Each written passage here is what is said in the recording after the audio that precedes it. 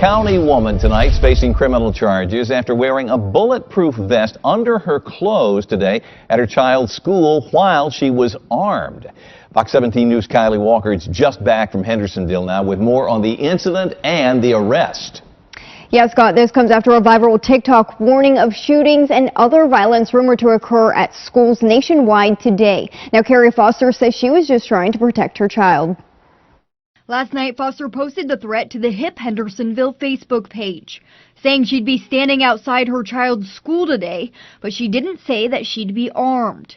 Sumner County Schools says Foster was at Lakeside Park Elementary attending her child's Christmas party.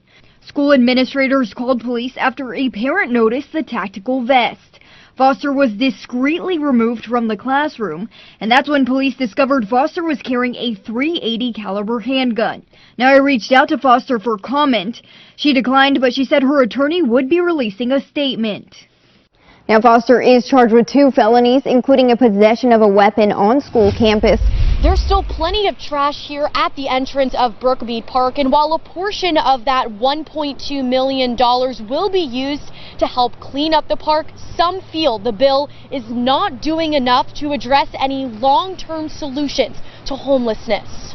Inside Brookmead Park, you'll find trash, needles, and human waste. Community members and business owners are frustrated, and so are some city leaders. Do you feel that city leaders, are doing enough to address homelessness right now? No.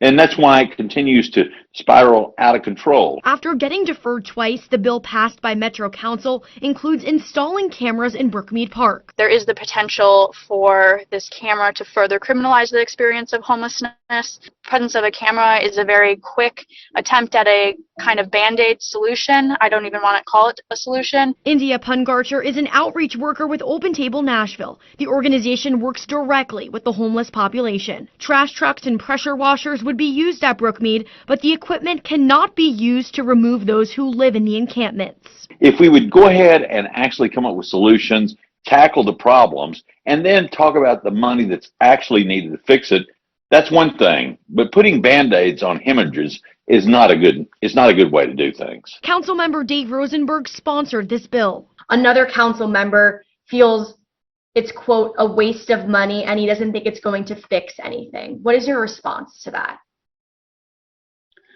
If I had my way, this money would have been put into other homelessness mitigation efforts.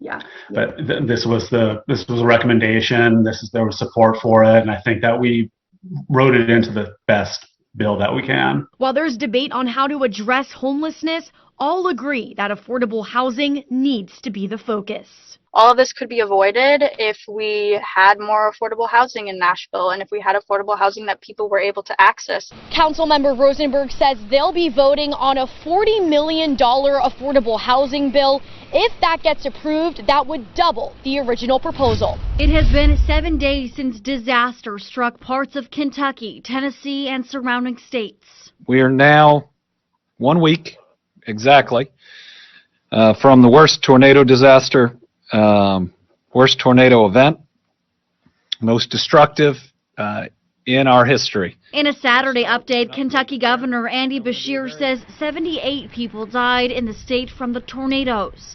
This as emergency officials say the death toll remains at 75. There's 75 or 78. That's just a huge number of Kentuckians to lose. We mourn with their families. Former Vice President Mike Pence and his wife Karen made a visit to one of the most heavily impacted areas, Mayfield, Kentucky. Being able to come alongside people that have suffered loss has been a heartbreaking experience, but we've been so inspired. As the state mourns the loss of more than 70, Governor Beshear shares where the state stands on missing loved ones. How about a piece of good news today? Right now, missing persons based on this tornado event are at 0.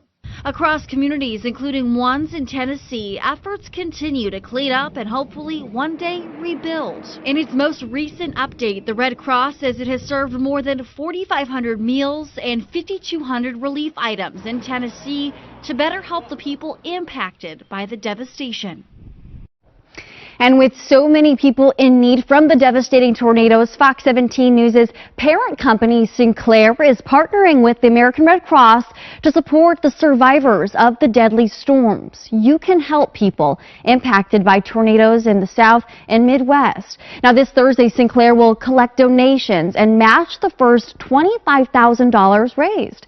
Your donation enables the Red Cross to prepare for, respond to, and help people recover from these disasters.